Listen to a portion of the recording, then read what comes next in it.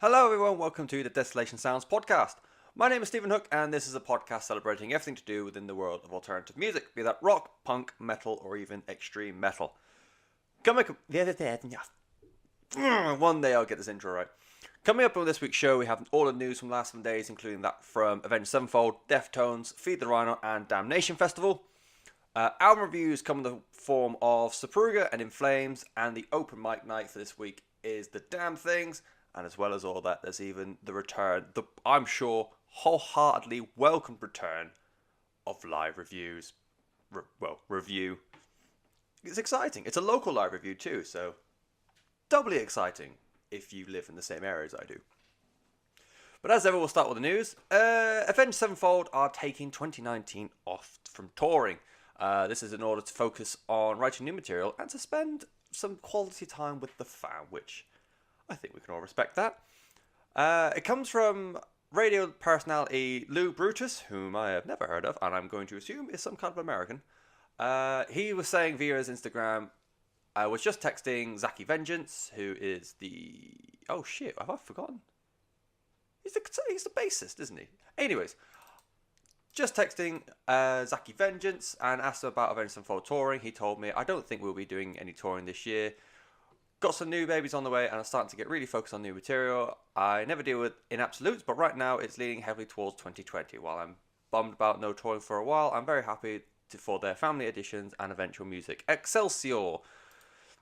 That's kind of what he said.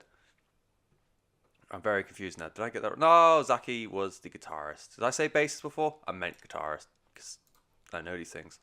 Yeah, kind of a shame I'm not going to have any new Avenged Sevenfold this year, but given the circumstances, I feel like we can all allow it. Chino Moreno from Deftones is comparing new material that they're writing for Deftones to White Pony in terms of experimentation, which I think is Chino's way of saying it's going to sound weird as fuck, but because we're Deftones, we can get away with it.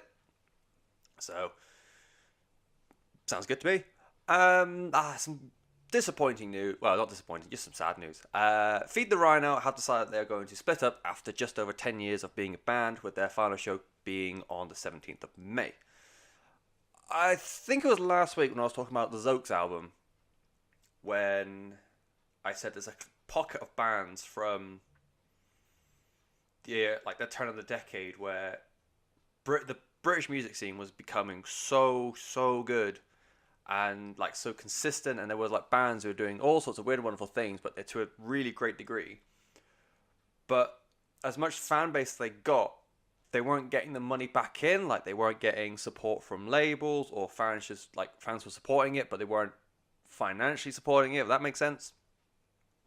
And I can, like, some of the names I threw around last week were the Defiled, Hawkeyes, and then to a lesser extent, Palm Reader and Feed the Rhino. And now that, like, Defiled broke up a few years ago, Hawkeyes went on a hiatus, and they are teasing a comeback at the moment. I really hope picks up steam. And Palm Reader, I think the latest album, Braille, has done enough that they can, like, they have the attention that they need and deserve. And then Feed the Rhino, they came back after a break from The Sorrow and the Sound that came out in 2014. And they released The Silence last year, and I really thought that album was great. But for whatever reason, they've decided that it's enough, they don't want to do it anymore. And like I said, last show comes out 17th, well, last show's happening 17th of May.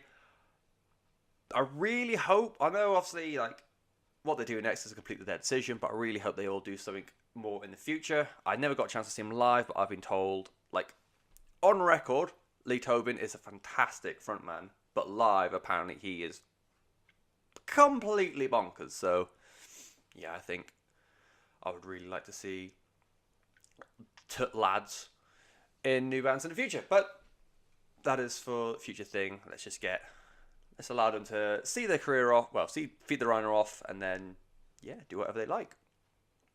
Yeah, I'm disappointed, but the music industry is cruel. And last bit of news we have, sorry, I'm still, I don't know why, I always die. Final bit of news this week is from Damnation Festival. Damnation Festival is an extreme metal festival that takes place in Leeds every year, around about October, November time. I think there's always November, actually. I'll be quiet. They've announced their first roundup of bands, and from bottom to top, I'll go through them.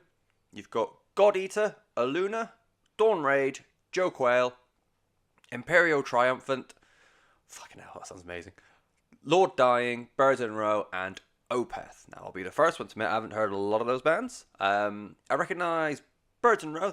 Their album last year was really, really interesting. It's like an atmospheric, but still quite heavy, melodic, hardcore record that I still spin on the occasion now.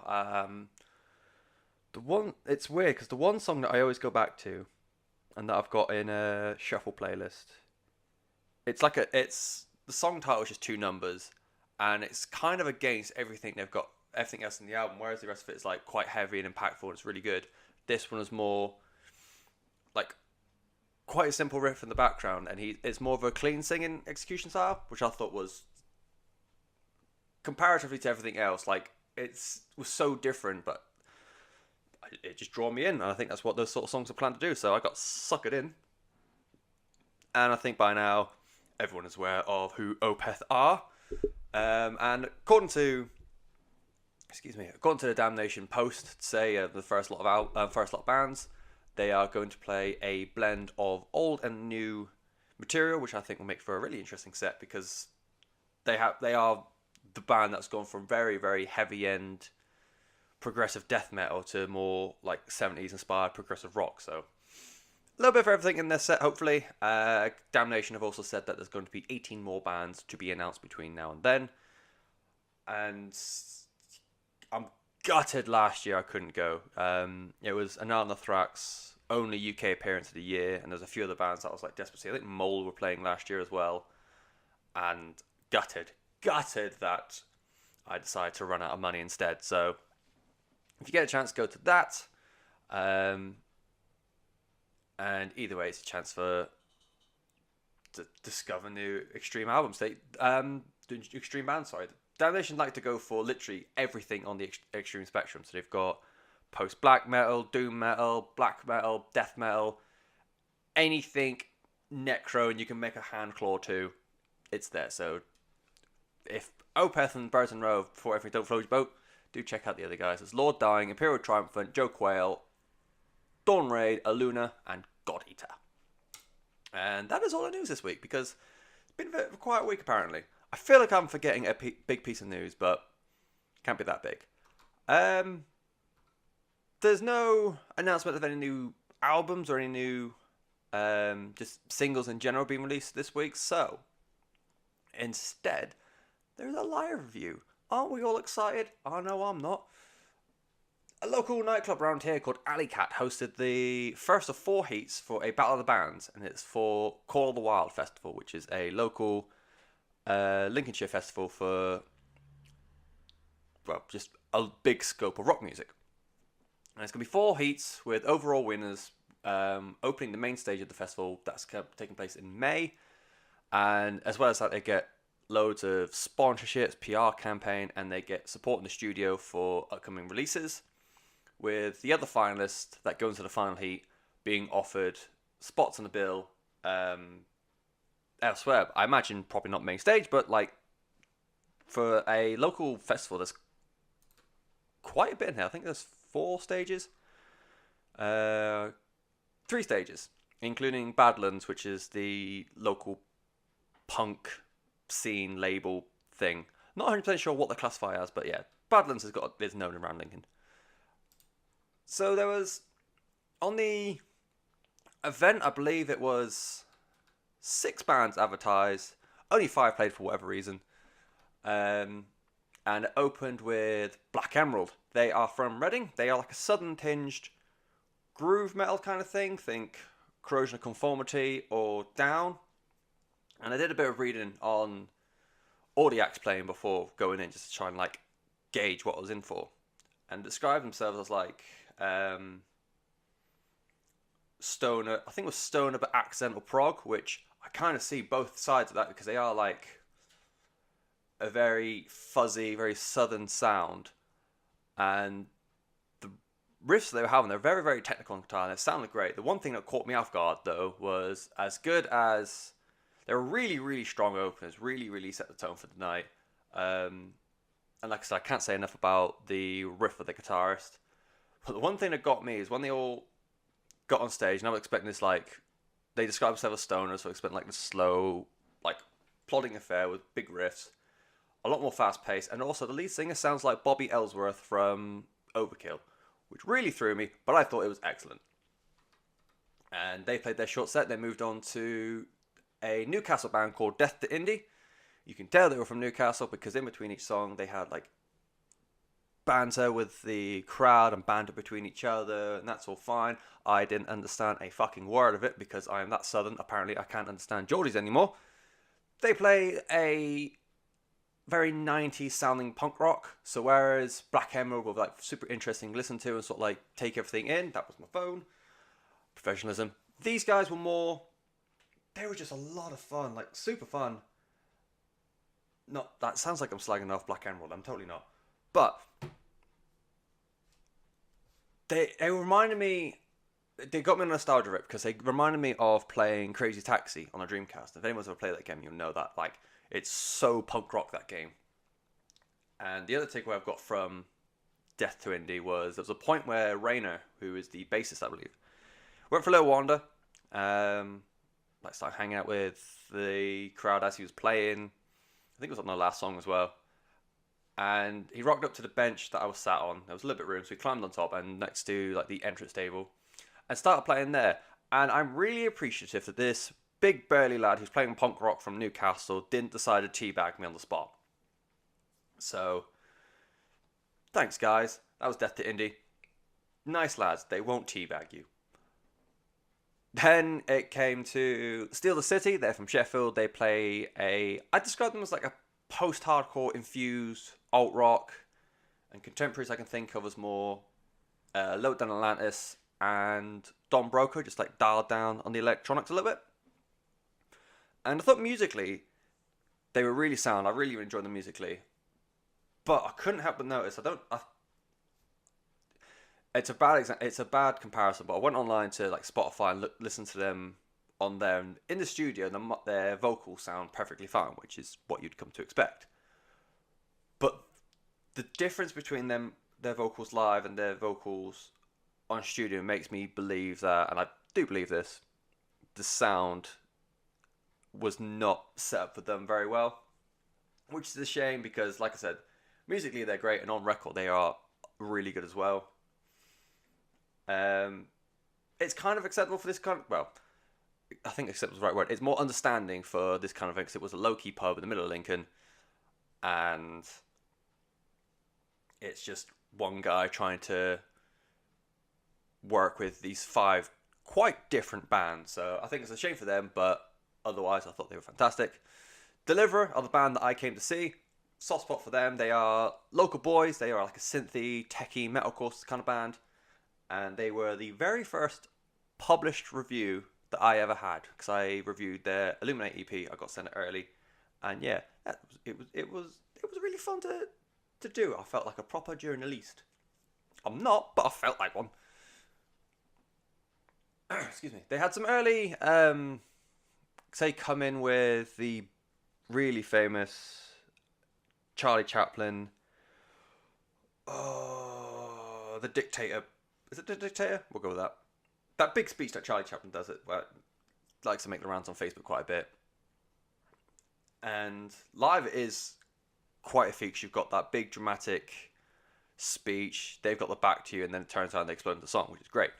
Unfortunately, when it started, again, I think similar sort of lines to Steal the City, didn't have enough time to set up how they want to set up and didn't get all the levels and everything quite right. And talking to the drummer afterwards, Willem, I think he was saying that his monitor just was not responding how it was meant to, or something like that. They restarted and did really well to like bring the momentum back up. And easily they were the heaviest band on the night because just sonically, that they had. Jack is quite a harsh vocalist. Scott is a really techie guitar player. And yeah, they restarted and took it back momentum. I think the bigger takeaway for me was when I did the review for Illuminate, there's a song on there called Damage Time, and I must admit I shat all over that song because I thought the levels and the mixing and just the overall like rapped verses just didn't really work well. Hearing it live, that song sounds fucking huge, and like before my favorite song, I think a lot of people's favorite songs from the EP was Demons, and fucking this song, Damage Time, completely blew it out the water, and it sounded really really good. And yeah, and just Jack in general sounds a lot more improved from that first EP. So yeah, really interested to see what kind of music they do next, or like what they sound like next. But yeah, Deliver as always, really really good. And final band that played for the night, I almost missed them, and I do feel kind of guilty. They're called Dig Lazarus. I'm putting extra emphasis on the G because you know what I could make it sound like. They're from Leicester. They are very very riff heavy, hard rock. Think Queens of the Stone Age or mid-career Foo Fighters. With Deliverer being like quite bouncy, techie metalcore and being local anyways, there was a lot of support for them, and they got the crowd moving, and they got a lot of energy in the room. And to follow that, for a band that isn't local, and I've gone on Spotify, they haven't got, as far as I'm aware, they haven't got a major studio album release yet. But damn it all, if they didn't do a fucking good job. We were stood outside when they started, and for whatever reason, every other band had like about 5-10 minutes or so to swap out and to get set up.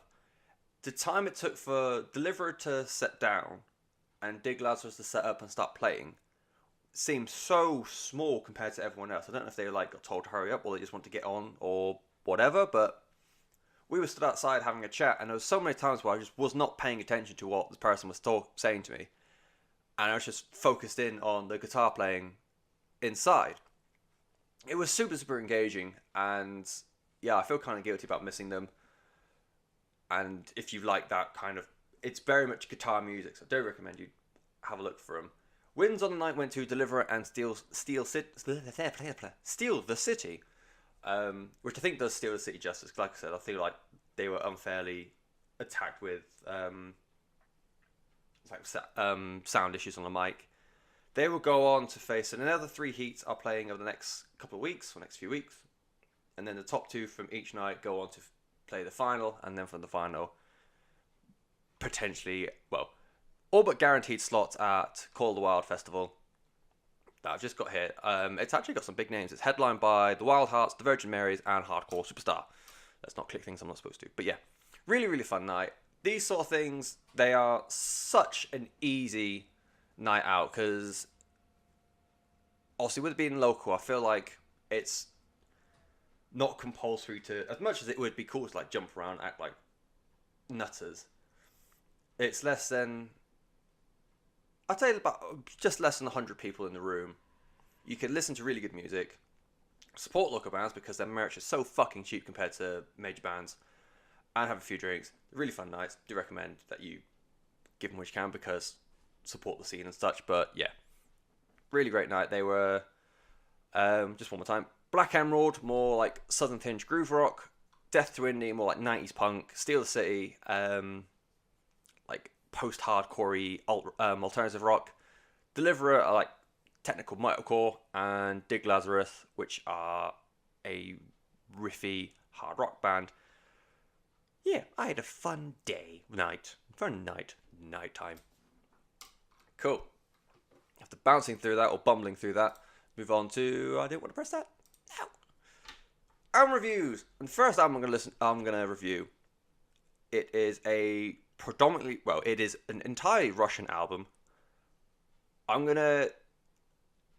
So obviously with everything else, it's usually in English, and I just start saying the song titles, the album title, that sort of thing. So it felt rude of me to just go with, track 1 and the album and this. So I have tried to learn, or at least like print out the pronunciation for all these words I'm about to read out. If I don't do them justice, I'm so very sorry. But as it turns out, the Russian language is actually really difficult.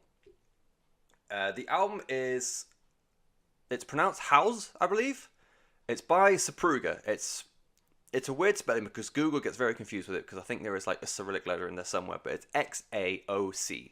That's how it looks like to me. The band's called Supruga, Supruga.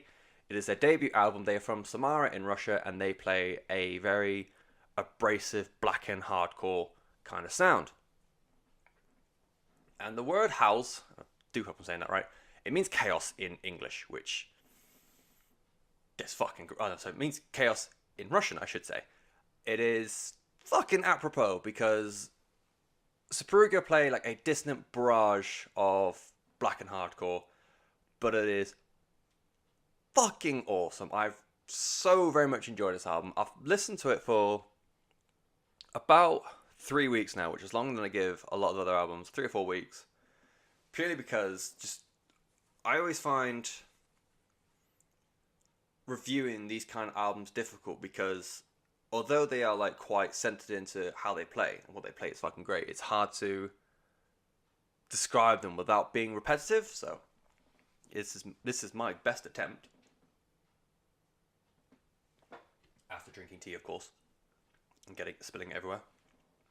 So the album Howls does possess. Why is my fucking set down? This possesses all the melody and structure of your typical hardcore punk album, but delivered with a terrifying black metal filter. The sort of like seamless transition and seamless blending kind of reminds me of how Kvelertak do it, because they blend a black metal sound with a hardcore punk delivery with a little bit of rock and roll there. There's obviously so much less rock and roll in this, to the point where there is no rock and roll in this, strangely enough. But they're like the melding of the genres work in that same sort of regard. It opens with like a noise track which goes into the first proper song in the album. It is a song pronounced Satsvia. It means kingdom, and opens with a really unsettling like scaling riff, and then it just like explodes into the shrieks of the vocalist Ksenia, who is very Eva Spencer in the way she can like utilize the grotesque shrieks and the more harmonic cleans. And I'll talk about her cleans a little bit later on the album. They are almost haunting in a lot of regards in the album. But I tried a lot not to compare them to Rolo Tomasi, because I felt as soon as you start comparing them to like other female bands, it kind of feels lazy. But the way she does use her voice, especially on the latest Rolo album, on that latest Rolo album, it goes like, you've got the really angelic synthy opening to then the best pop song that isn't an actual pop song, where Eva just uses all cleans, and then the next song is just thundering shrieks that she's known for. Ksenia has that similar sort of attack where she can do those like really angelic softs, but then when she wants to, she will fucking rip your ears out. Track 3, which I believe is pronounced Monstre. This is all from Google Translate, by the way, so if it's shit, you can blame Google. That's what I usually do. I drop my hat. It means monsters, and to me, it's just one massive fucking blast beat from John Pavel that eventually leads into this, like, around 1 minute 40. You feel it more on headphones, like over-ear headphones, but there's just this really pulsating riff from guitarist Dimitri. And it's really unsettling just to have this like wave of guitar sonic, I guess, just attack you from both sides. And the pace slows down afterwards for track 4, which pleases Jazz. Oh, I got this right yesterday. Kishkniga? I'm so sorry, guys. It means Predator Hour. From my recollection, it's the first to include Ksenia's cleans, which in here they sound so, it's almost terrifying how much they sound so pained and so emotional. It does sound incredible, and I love this kind of juxtaposition where they are for the purpose that are clean vocals. She's not screaming. She's not. It's not like a hardcore shout either. It is her just using her natural voice, but just trying to think how I can describe it without sounding like some kind of serial killer. Which I could. She sounds. I'm not sure I can get away with this. She sounds like a victim from a horror movie. Which, given this kind of music, I feel like that is a compliment. But I also am aware that that might not sound like a compliment. But just fucking listen to the song. It's a clean part. I can't remember. It's the latter half of the song. But it's just the way it comes through. It sounds like you are like listening to someone's dying breath, and it's so unsettling and so uncomfortable. But with the huge like bass-driven, really attacking riffs in the background, it just sounds so oofed, I say, which is a pretty decent score. Sorry, I need to drink more tea. On to track 6 then, with Kilivek, which means person, I believe. It brings in a more controlled, haunting delivery overall. And then the speed is brought back up for track 7, which is Sia, I believe. It means radiance, and it has this great vocal trade-off between Ksenia and the bassist. I believe it's the bassist doing the backing vocals of this, gentleman called Artyom. And yeah, that trade-off between, although Ksenia has like this harsh vocal in general, I wouldn't consider it a higher register, but by no means is it like a deep voice either. It's like mid-range, but with Artyom comes in, he's got very low end, very gravelly kind of shout to him, and it is more grindcore shout. And that bounce between those kind of vocals does work really well here. And there's also a fantastic, it sounds like a slowed down black metal riff at around 152. And it's weird because it is, is it tremolo picking, where it's like which is repeated really fast? It kind of sounds like that, but someone is literally just very. Imagine Sun O trying to do like a tremolo riff, that, and the first drum metal band I can think of. But yeah, that really really slow execution, but it is still like do. Well, slower than that. And the final track on the album, which I won't try because I just know I'll get it wrong. I've never seen that many H's in a word before in like the anglicized way. It means Confession of the Mourners. And like I was saying before, like I didn't like to compare this to like female fronted bands because I just feel it's lazy. It does have a very Oathbreaker like approach, and that the opening half of the song is very post rock, very spacey, very eclectic. And then a really seamless a really seamless switch is flicked. And now you are in this blackened, doomy abyss. And I went over a few times and tried to figure out at what point that change from like this post-rock sound to this like gloomy black and doom happens. And literally it's instant. But it feels so natural that you do, if you're not looking out for it, you just do miss it. I had a lot of fun with this album. I thought it is a brutal album, but it was a lot of fun. It was the sort of thing where, when I listen to albums, I like to listen to them obviously in full, take everything in, and then the best songs on the album I'll put into just a shuffle playlist. When I'm just being lazy and I just want to listen to music I'm familiar with, just play that on like at a gym or on the walk to work, whatever, and that's the shuffle you get. With this kind of album, although there are some of the songs like what's track 2 called? Svatsia, which is track 2, and I believe it was track 4, which do I have it? I do. Chaz Kishknika.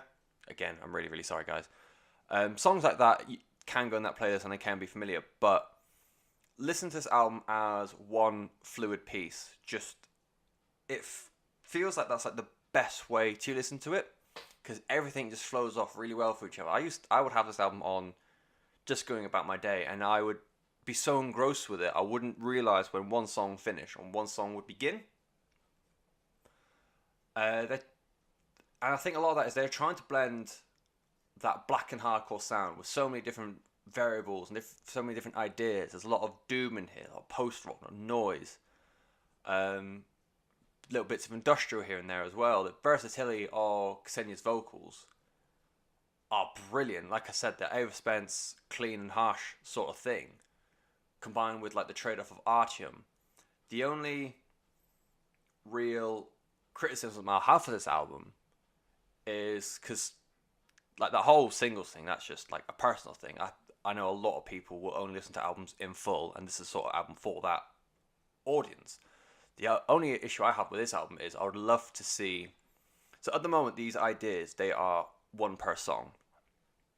So and first you've got like that little experiment with cleans, and then it's a full clean song, or like more of a clean vocal song. And then you've got the trade up between Ksenia and Artyom, and then you've got this, and then you've got that. I would love to see... I know it's like a really nitpicky thing. I'd love to see more of those things happening in the same song, like that strained, clean terror sing or terror vocal from track 4? Yeah, that like horrifying sounding clean yelp combined with Artyom's like low end gravelly shouts, I think would be fucking great. But like I said, that is a nitpicky kind of thing. One thing I did find from this album is the Russian language, as it turns out, works really fucking well for this kind of music, because the words are just spat out with so much anger and so much venom. I don't know if that's just... I won't lie, I have had limited experience with listening to Russian musicians.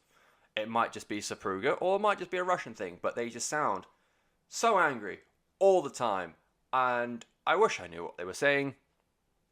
Google Translate only does so much with translating what they are saying, but I'm sure it's all lovely. I'm sure that's music you can play to your kids. I'm probably going to play it to them anyways if I ever have any. Kind of bands that I would compare this to, or kind of bands that I feel like other fans would like. The big one for me was Converge, the sort of like distant hardcore end of things. Doing a bit of research, I found a lot of comparisons to All Pigs Must Die. And I think the outsider one that I was looking at, just in terms of atmosphere and other things going on, I kind of compared it to Birds in Row, which I know we were talking about earlier for Damnation. That sort of eerie yet hardcore attack, I think, would blend over quite well to Supruga, but it is obviously a much more aggressive version of that. But yeah, Converge, All Pigs Must Die, and Birds in Row, or just like black and hardcore in general, because I couldn't find a lot of black and hardcore to compare this to, because everyone does a little bit differently. Either way, Supruga, and the album is called House, I believe. Supruga is spelled Supruga, and the spelling that keeps confusing Google, because I feel like there might be a Cyrillic letter in there somewhere, Xaoc. Right. On to, well, first tea break. I really must get a straw or something for this. But on to the next album of this week. It is the latest album from In Flames. It's called Eye the Mask. It is their 13th studio album from the Gothenburg boys, and I refuse to label them a melodic death metal band now. I still refuse to call them melodic hardcore, but they are not a melodic death metal band anymore. They are more alt metal now, they're more metalcore now. There's going to be a big point I make about this later, but for now, we'll stick to this. It is a follow-up to 2016's Battles, which I did not enjoy. Oh man, I really didn't enjoy that album at all. The songs were hollow, the production wasn't great, the songs themselves were pretty cheesy. And as sad as it is, so I got into In Flames around Sounds of a Playground Fading, which I say that it was mostly the lead single Deliver Us, which I still think is a great song. I do really, really love that song, excuse me.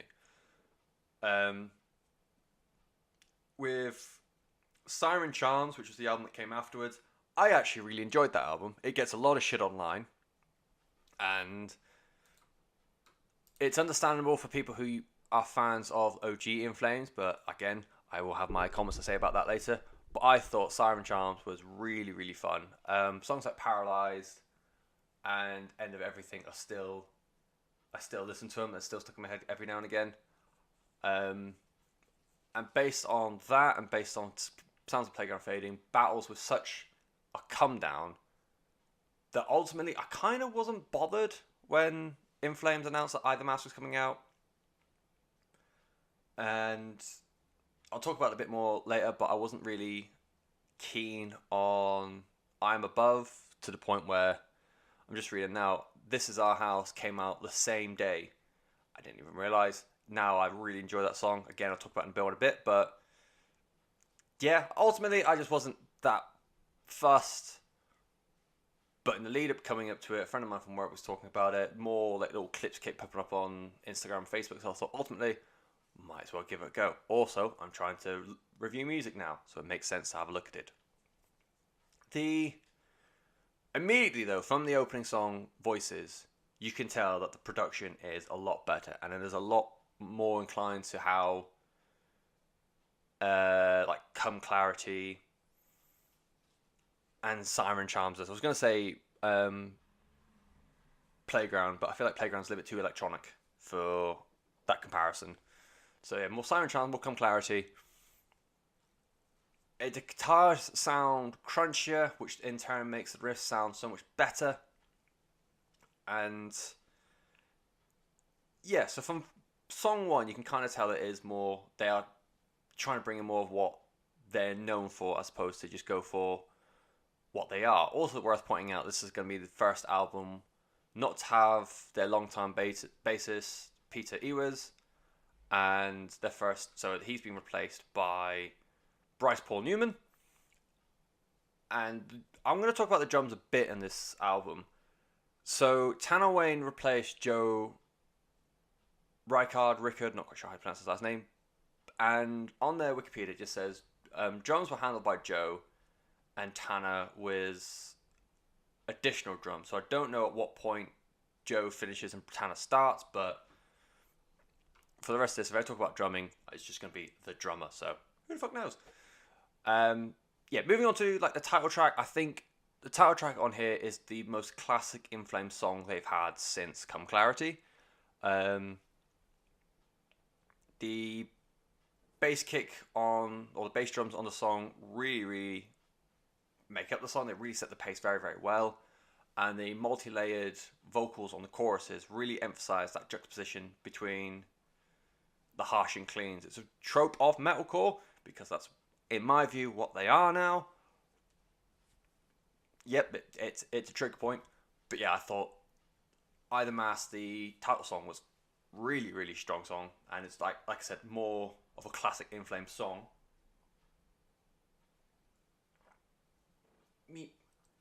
More tea, I'm sorry.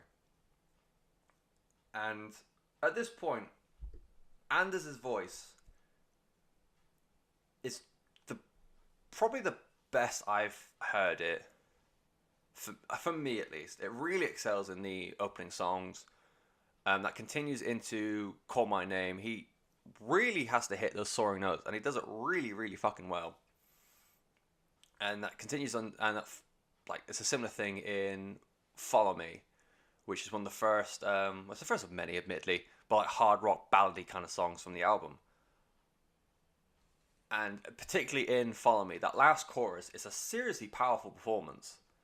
It could easily rival a lot of American radio rock performances, which I know is not what people don't want that from In Flames, but why the fuck not? Metal fans are so fucking weird. I've listened to podcasts today where people are always crying out for metal bands to have that more recognition on the radio, and you've got bands like Black Peaks that are doing that, but why can't more classic metal bands such as In Flames do that as well when they can do performances like this. I don't know. What the fuck do I know about? Nothing. But the control Anders has in his voice in this album, I know he gets a lot of flack, and I'm not quite sure. I don't know if it's because I came in for Sounds of a Playground Fading where he already had, I would say, a fairly decent control on his voice, and I always thought like quite a unique voice at that. But a lot of people find him as like the easy go-to point for criticizing In Flames. I think on this album he is fucking superb. I really, really enjoyed his voice on here. And like I said, I Am Above was the lead single. I was initially a bit unsure. It didn't really do much for me. It has grown on me a bit, listening to it in the context of the rest of the album. I would still consider this one of the weaker songs on the album. I'll go into a bit more detail later, but like the final third or so of the album does drop off. So the first, like up to, I think it's like song 8 are really strong, and I would say this is probably the weakest out of that good portion of the album, which I feel like if they pushed, I think I'm Above got pushed more because it does cater more to that heavy metal sound that people keep crying out for In Flames. But in my opinion, I would have pushed This Is Our House as the stronger lead single. But then, like I said, I've been waxing lyrical about Anders' voice for the entire album, and I will continue to do so for the rest of the review. But In Flames fans are fucking mental. The pre-chorus to This Is Our House, as it happens, Anders sounds... Oh man, I keep going on, and I'm aware of this, and as I was writing this, I realised I was going on about Anders' voice so much, but outside of the really super cringy lyrics, which again could rival US radio rock, he sounds so good. It's not a perfect song. I don't like the gang chants. Initially I thought they were like a kid's chant thing, and it's like Machine Head couldn't do it. I don't think Behemoth did it very well. I just don't think they work well. Like this kid gang vocals. Gang vocals I think only really work for me in like pop punk or punk rock in general. I would happily take them away. And I think in that pre-chorus bit where This Is Our Time, We Won't Back Down, the first time he does it, there's like a gap between the next part, and it's like a more low, I don't really know how to describe it. I guess like more low end, sort of sinister sounding vocal, which is only for like a line or two. But I would have just gone without that and gone from that pre-chorus, This Is Our Time, into the main chorus. So by no means is it a perfect song, but I think it would have done better than I Am Above. And as I was saying before, the final third of the album is fairly uneventful. The early album has some great riffs and, again, and its vocals, blah, blah, blah. The drums are great too, but like I said before, it's hard to tell what's Tanner and what's Joe. The final third, the only thing that really stuck out to me was the pre-chorus of Deep Inside. As a lyric that, for ages, I kept thinking was Devin Townsend. It's absolutely not, but my God, does it sound like him a little bit. But otherwise, yeah, the riffs are quite generic. They lack the earlier oomph from before. Stay With Me does a half-decent attempt at trying to be an acoustic version of November Rain by Guns N' Roses, but yeah, final third is a bit bland. It's a bit of a drop-off for me. Potentially, though, I would consider this the best album since Sounds of Playground Fading. Maybe, because I'm not... as much as I do enjoy what I've heard of In Flames, I by no means am an expert on their entire back catalogue. This is album number 13. I've still got quite a way to go. But I'd maybe even consider it as good as A Sense of Purpose. This is by far the best Anders has sounded since Come Clarity. He's really found control with his clean vocals. He can really bounce between the harsh and clean so well and so naturally. And he knows not only how to use them, but when to use them, which I think a lot of bands get wrong. Riffs are back up to standard in terms of technicality and just like overall aesthetic sound. But the solos really, Kirk Hammett gets a lot of grief for having like very wah pedal based solos, which I understand. I still really like them because I think there's still enough variety in them. But I kind of get why dedicated guitarists might be a bit irked by it all. This album made me realise that every In Flames solo sounds exactly the same. It's that big like to start with, and then it's just more the is it reverb effect? I'm not a guitarist, but like that's that like noise, that effect to a guitar. It's just that thing tie away for the solo, and if you want to have that sonic, that key effect for a solo in the same way Kirk Hammett has done, fair fucks to you. Go like live long and fucking slay that shit. But every solo that I can think of from In Flames starts that exact same way. And I just think like by now, especially with a new guitarist as well, or like a newer guitarist compared to Jesper, sorry. You've got that chance to really like just mix it up a bit. That's all I'm saying. It's just all I'm saying. But yeah, it's just me. Thing that I wanted to really hammer home about this album is gatekeepers need to stop labeling In Flames as a melodeath band. And listen to this album and write a review for it. I had to look for other reviews, and so many of them read or started with something on the lines of stray further away from melodic death metal, or former melodeath icons missed the boat with modern metal sound. I'm like, yes, they were melodic death metal. They were one of the key figures from the Gothenburg death metal scene. They are iconic in that regard and should be heralded as such. There's a car alarm going off. But they are not a melodeath band anymore. They haven't really been part of that sound since A Sense of Purpose and maybe even Come Clarity. They haven't been true melodic death metal since Clayman. And that was in 2000. That's nearly 20 fucking years ago. Holy shit, we're all so old. They are a modern alternative metalcore band now, and they should be judged as such. Like for fans of part, I've got Woven War, I've got Light the Torch, and Avatar. But the Woven War and Light the Torch comparison, compare them to those sort of bands, and that kind of music. If you say Woven War do it better, or Light the Torch do it so much better, then fair fucks. You are judging them based on that kind of music, not a kind of music that they just don't play anymore. As I was writing this, I ended up coming across an article, like an article headline. Didn't get a chance to read it. And Anders, in an interview with some publication, was saying, we always thought metal fans were the most open or the most flexible when it came to sound. Apparently not. I'm like, know what? You're fucking right. Because they are still hot. Most people nowadays won't remember. I don't remember what In Flames sound like as a melodic death metal band because I wasn't there for it. But I was alive for it, but I wasn't musically conscious of it. Like I said, my first In Flames album technically was 2014. Siren Charms came out.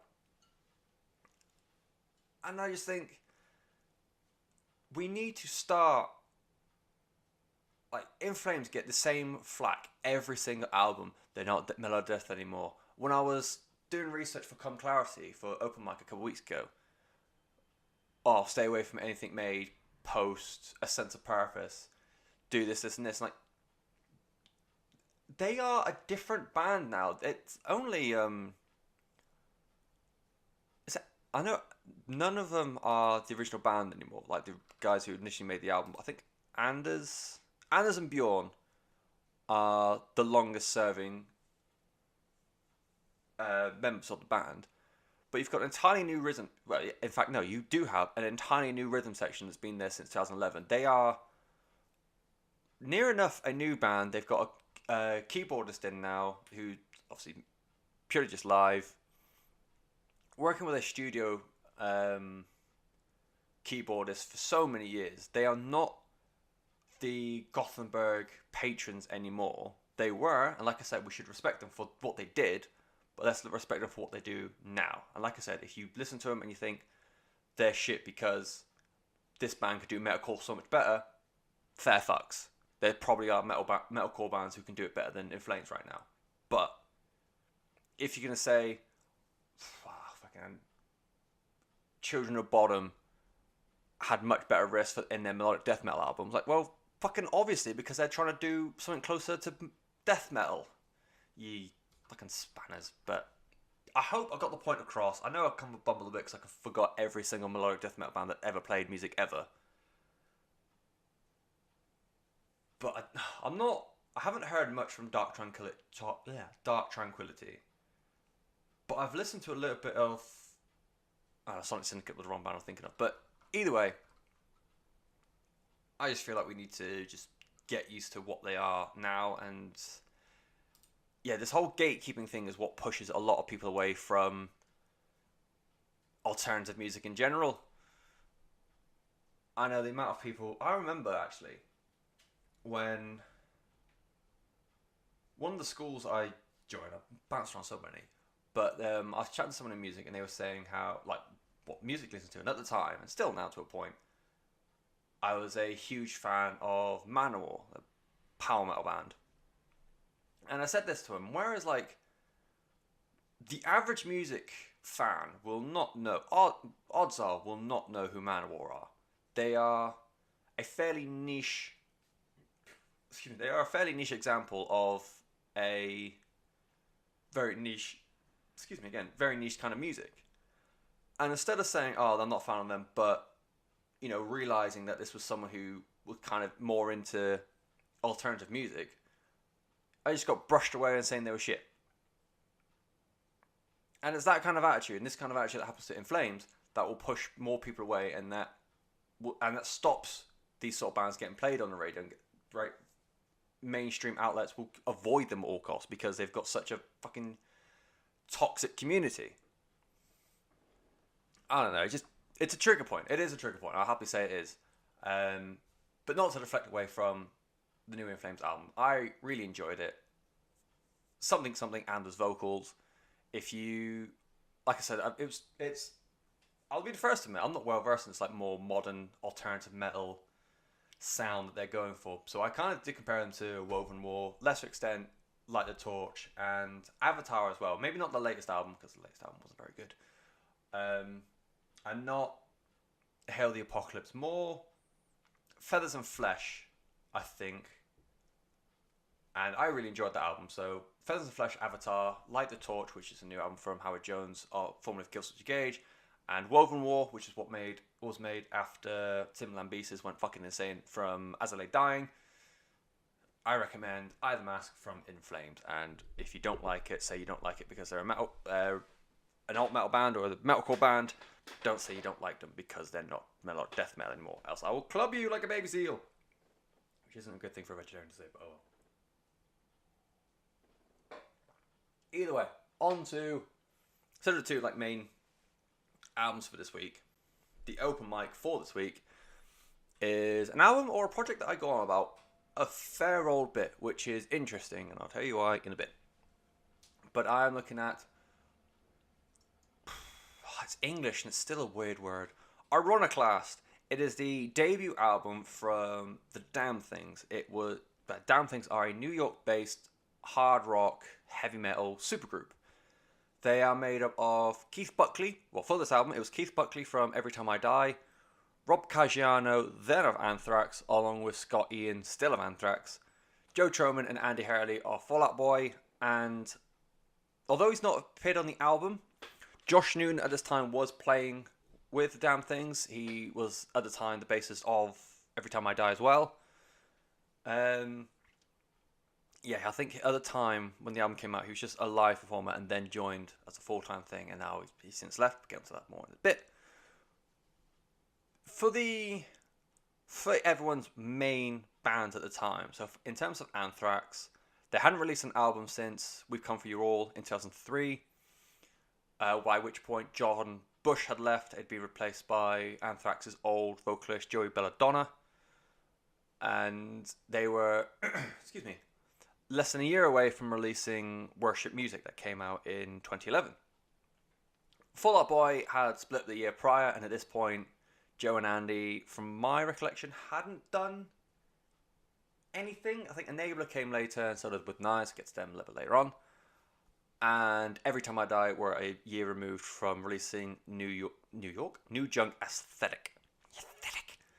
So it was kind of like in the middle period for everyone involved. There was no like clashes with other projects or anything like that. It was more a spare time kind of thing, or a lead up to something that came later on.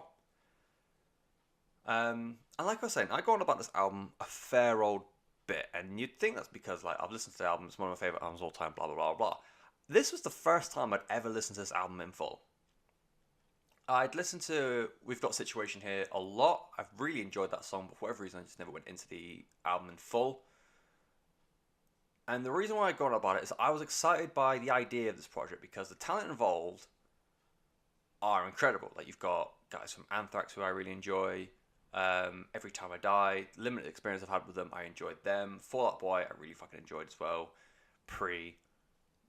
Reunion. And it was Andy and Joe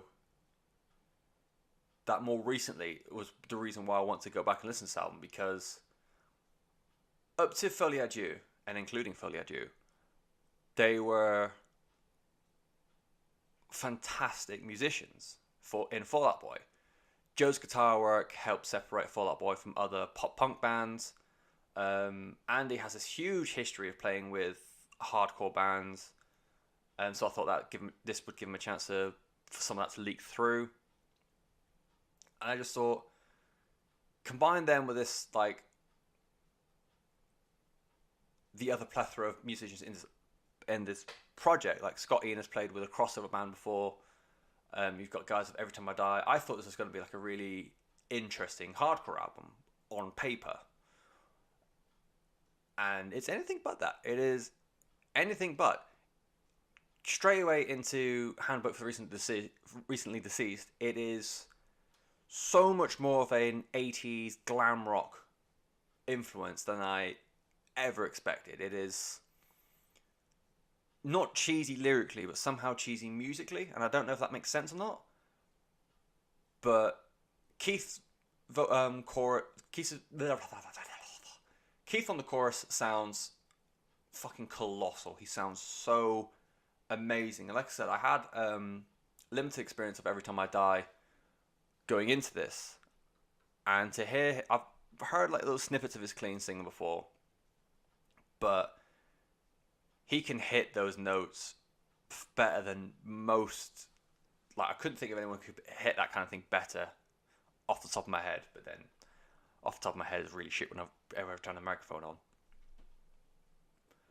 Andy's drum work, it does what I was going on about before, about a chance for him to bring in some more of that hardcore playing. It's not blast beats by any means, but the first half of the chorus, I can't tell if it's like a double kick. That probably sounds terrifying or really inappropriate on mic, but that I can't tell if it's double kick bass or if it's like a tom roll, but it just sounds so, I hate this, it's a really shit word to you, but so epic. And even though it's the chorus, it feels like it's building up with something bigger. And then they play through the chorus a second time, and he's got a different drum beat. And because of what he's done, that like low drumming sound before, the second chorus now sounds fucking so much bigger than the exact same thing that happened before. More tea, sorry.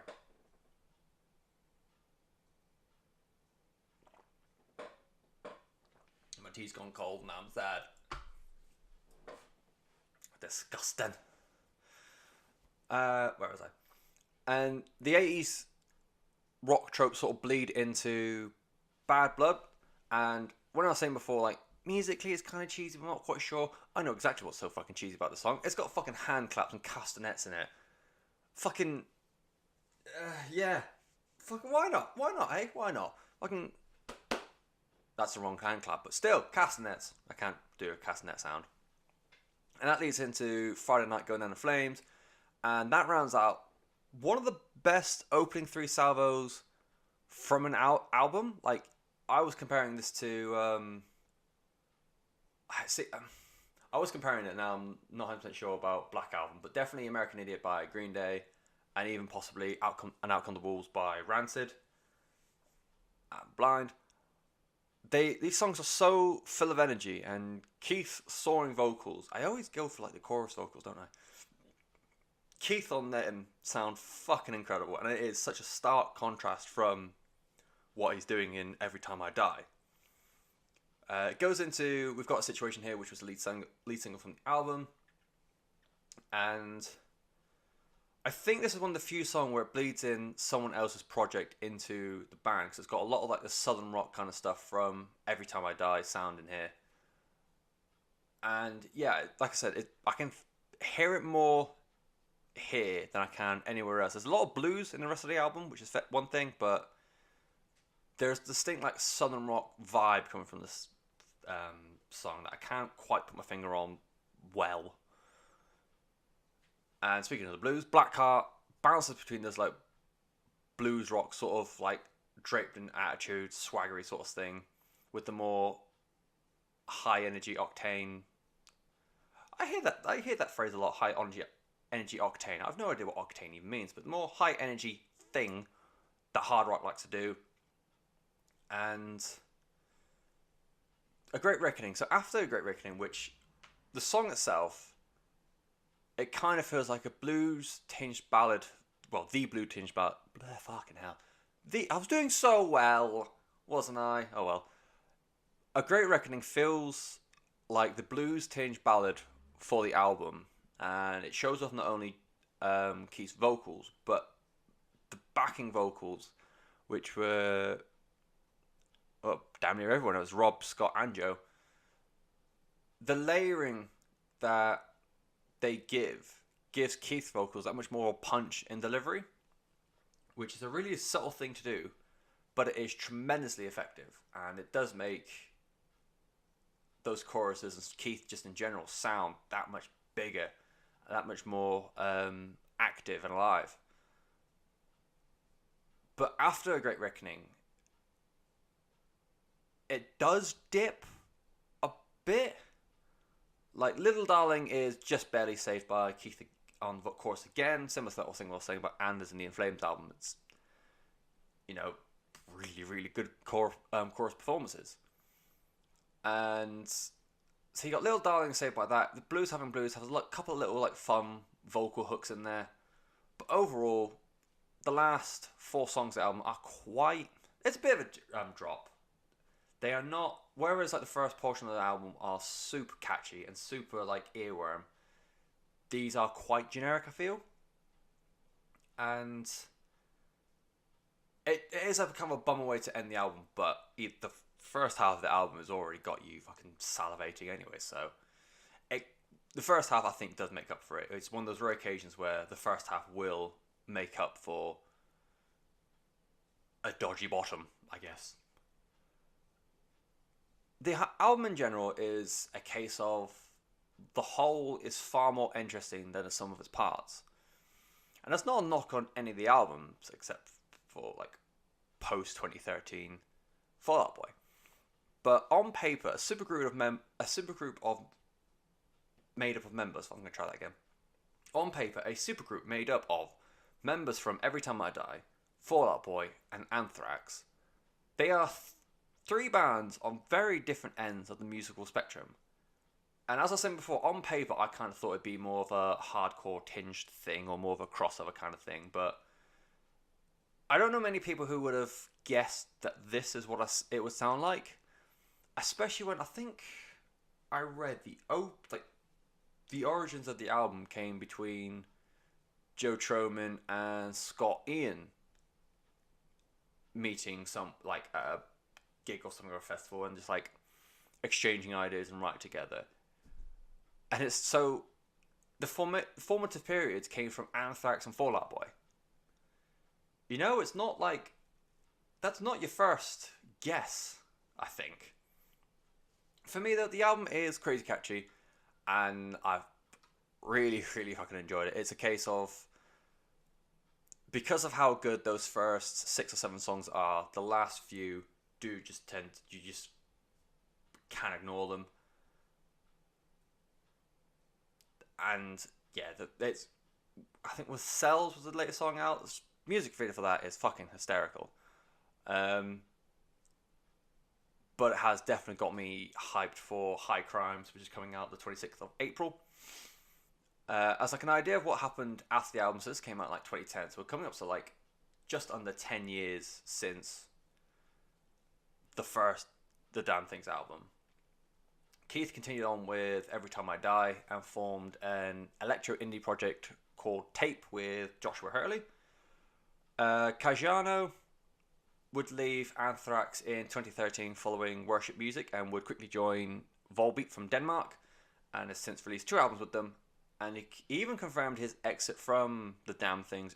I believe it was earlier this year. I remember reporting it, but I'm pretty sure it was this side of Christmas. Scott Ian is still the long-standing rhythm guitarist of Anthrax, and he released Worship Music and then For All Kings. And at the moment, he likes hanging out on Game of Thrones, pretending to be a White Walker, whatever that means, and on The Walking Dead as just a normal walker, which I guess is just less racist, I guess. I don't watch TV. Troman and Hurley unfortunately went back to Fall Out Boy. They reformed it in 2013, and it was before people realised we didn't want that anymore. Andy has also played with hardcore band Enabler for their 2012 album All Hail the Void, which I remember being quite excellent. And Joe would actually form a spacey punk duo called With Knives with Josh Newton. They released an EP called Schadenfreude in April 2012, and speaking of the devil, Josh Newton, he would leave Every Time I Die in 2011 and reform Shiner the year later. And he's filled in for live shows and has worked as a fucking bass tech and guitar tech for Fall Out Boy, Band of Horses, and I think most recently he's a tech for Kings of Leon.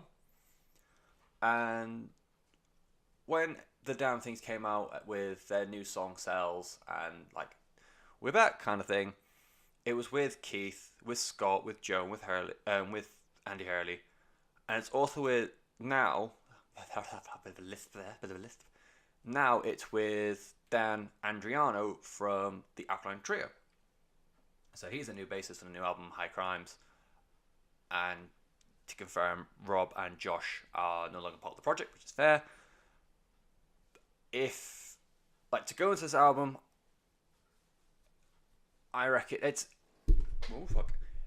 like I said, there's a lot of like old school like 80s hard rock,